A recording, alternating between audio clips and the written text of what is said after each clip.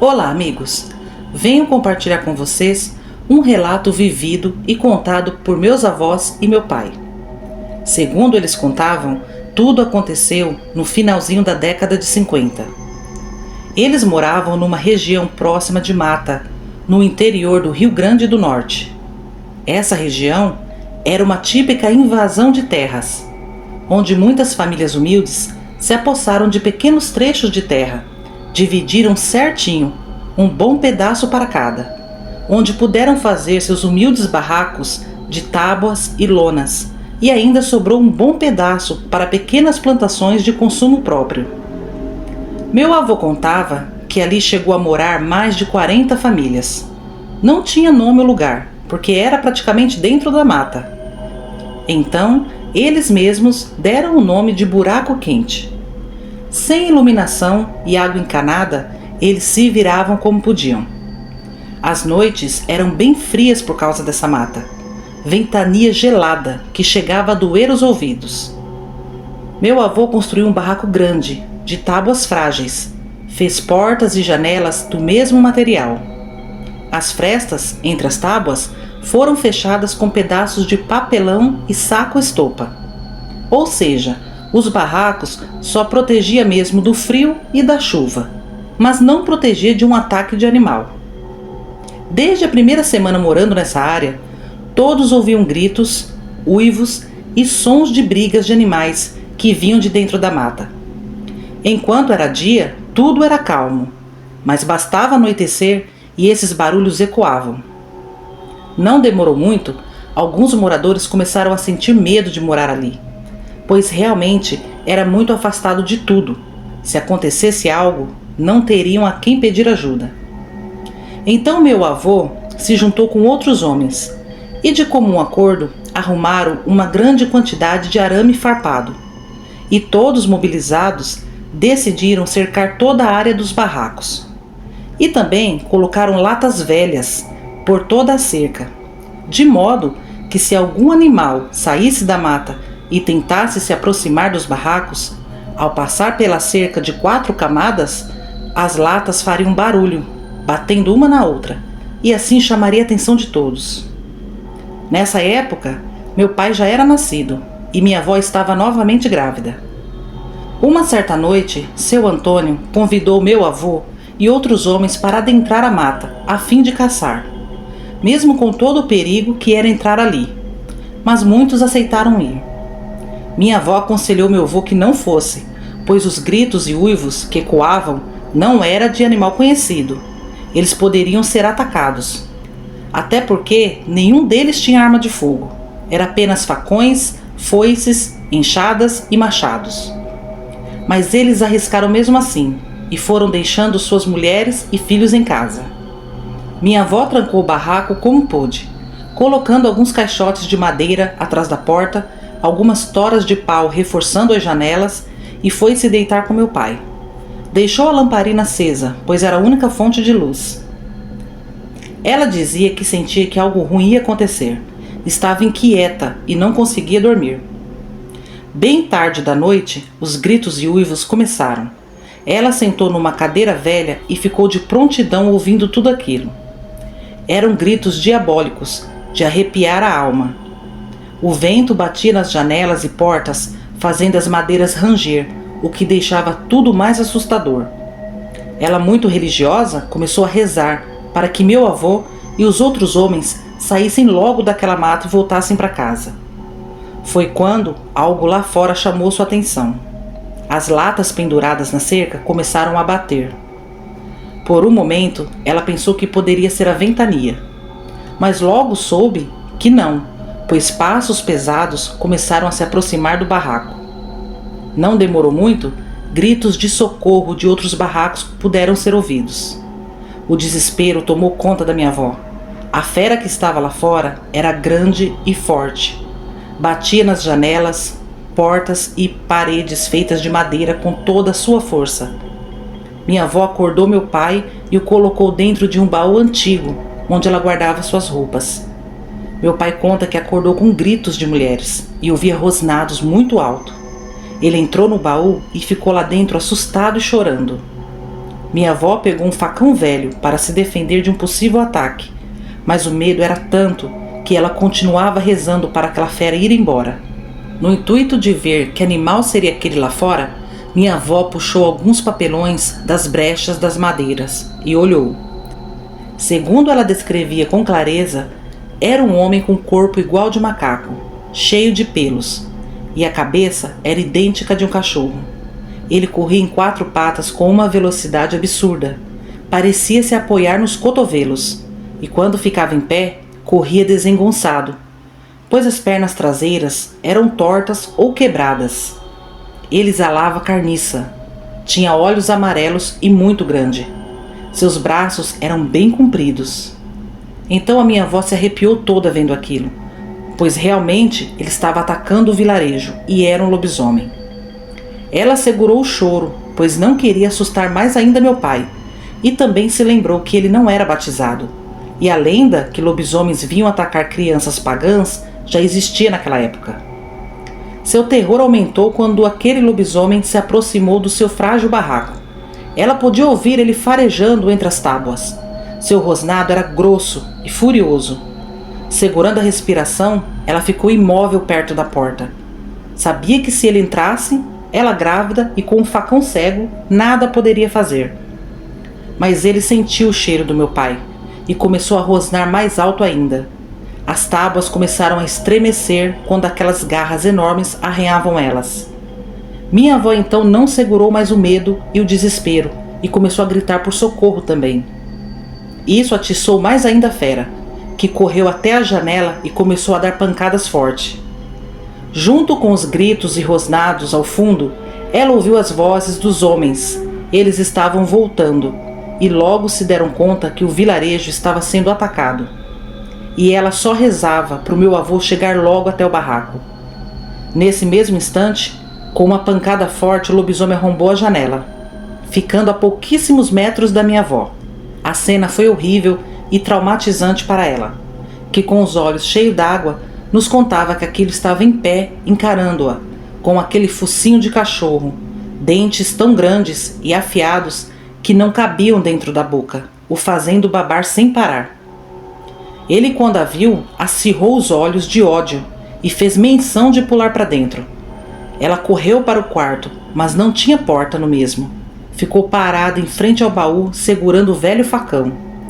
Sua sorte é que os homens foram bastante rápido. Antes mesmo do lobisomem conseguir pular a janela, cercaram ele lá fora. Cerca de 20 homens armados, com facas, facões, machados e pedaços de pau foram para cima da fera. Minha avó, percebendo a movimentação, voltou para a sala e ficou espiando pela janela arrombada. O lobisomem era tão ruim e maligno que, mesmo cercado por muitos homens, ele não correu. Ele avançava nos homens, tentando morder, e a cada avançada ele era golpeado, gritava e rosnava. Segundo dizem, os gritos é a coisa mais horrível do mundo. Parece gritos vindo direto do inferno. A fera não desistia, e nem os homens também. A luta durou uns 15 minutos, onde muitos homens ficaram feridos, e o lobisomem perdeu muito sangue, pois depois de ter um machado cravado em suas costas, ele reuniu forças e saiu galopando do vilarejo. Ainda ficou meio enroscado na cerca, e percebendo que alguns homens iam dar cabo dele ali, ele conseguiu sair fora, deixando uma tira de couro e pelos preso nos arames. Metade dos homens ficaram o restante da noite de tocaia, e a outra metade foram de barraco em barraco ver se estava tudo bem com as mulheres e as crianças. Graças a Deus, ele não conseguiu fazer nenhuma vítima. Quando amanheceu, todos resolveram ir embora dali, mas não tinham certeza da morte da fera e se haveria mais dentro daquela densa mata. Até mesmo porque os uivos e os gritos continuaram. Saindo de lá, meus avós e meu pai foram morar num bairro mais habitado, numa casinha simples, de fundos, que fora cedida por um amigo do meu avô.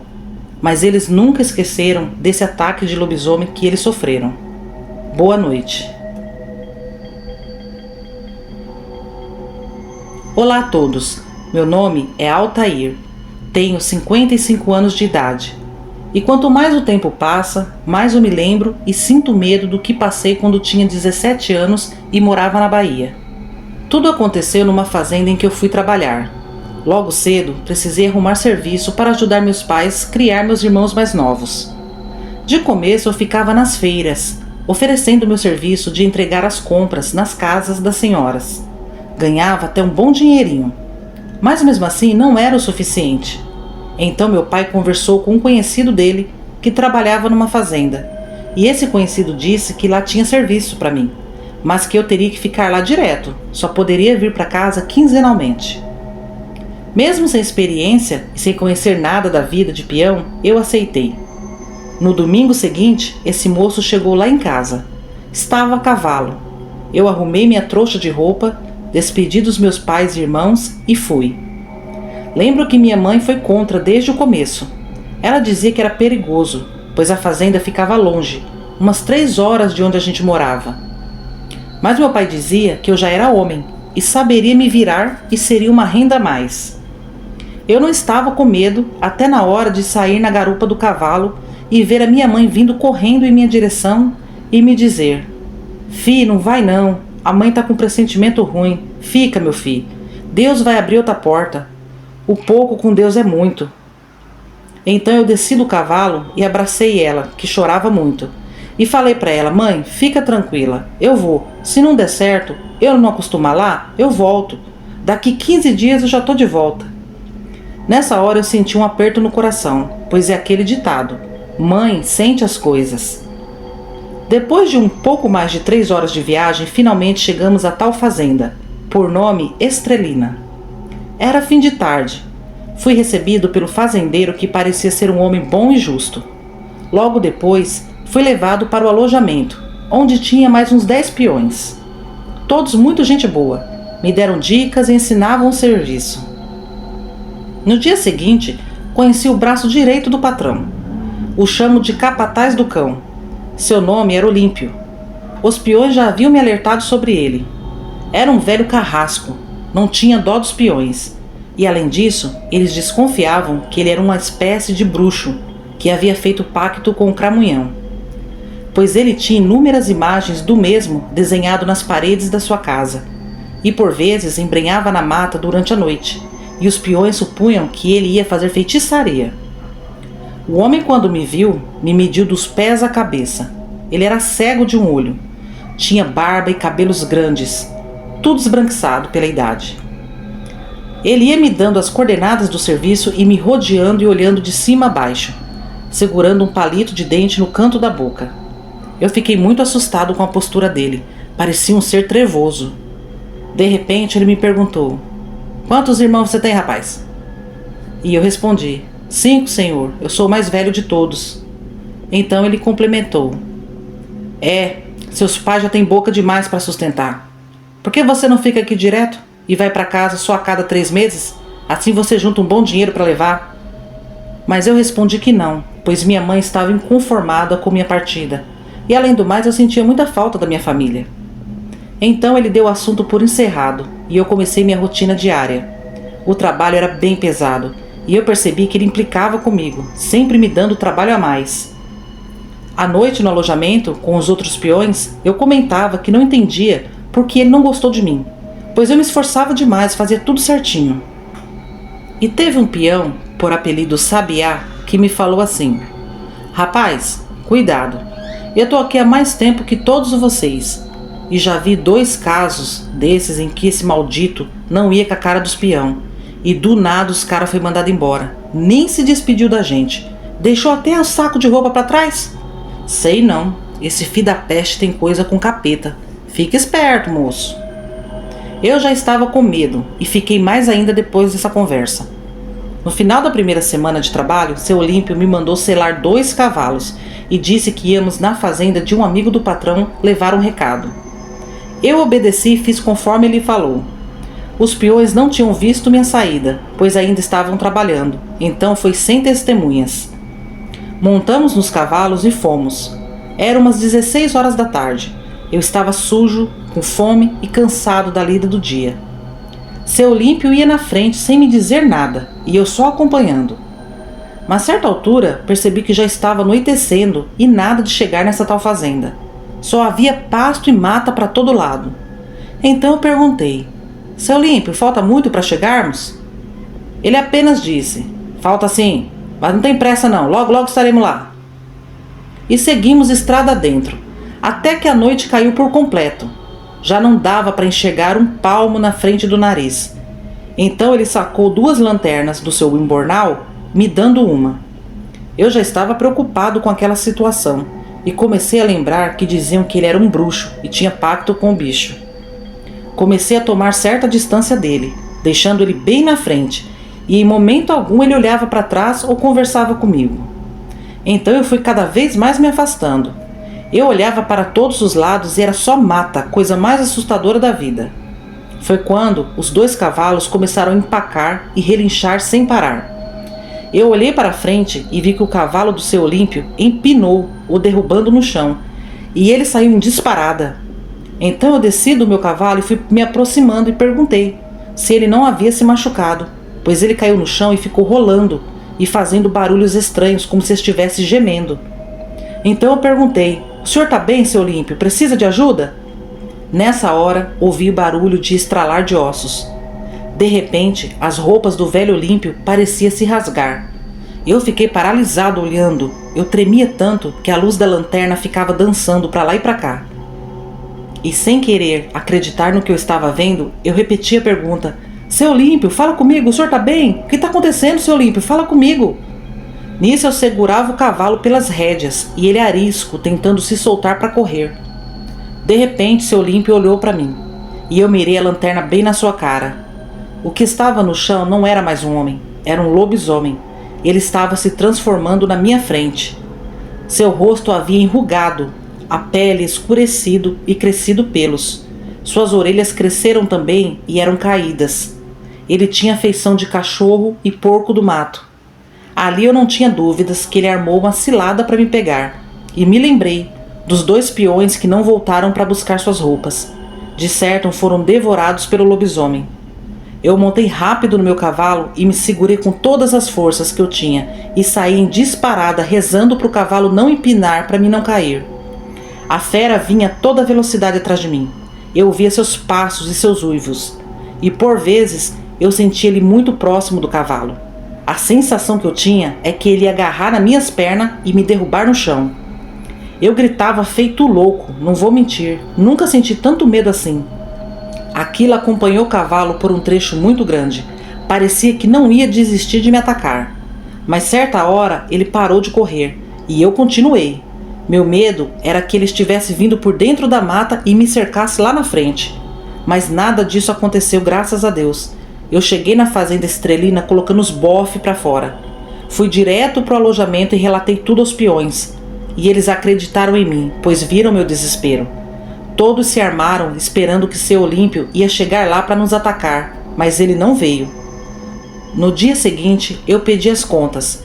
Relatei o ocorrido para o patrão, mas ele não acreditou. Ainda chamou seu Olímpio para tirar a prova e o velho negou a história na minha frente, com aquele sorriso sarcástico. Disse que eu era vagabundo, estava inventando histórias para não trabalhar. Recebi meus dias e voltei para casa. Minha mãe me recebeu com lágrimas e ao saber da história ficou em choque. Ela pressentiu que algo ruim ia me acontecer. De lá para cá, nunca mais eu quis saber de trabalhar em fazenda. E não sei se aqueles peões continuaram trabalhando lá também. Mas aquele velho Olímpio, ele era um lobisomem. Boa noite. Bom, meus amigos, esses foram os 2 relatos de hoje. Peço para vocês que se inscrevam no canal, deixem um like, compartilhem e comentem para ajudar o nosso canal a crescer. Um abraço e até a próxima.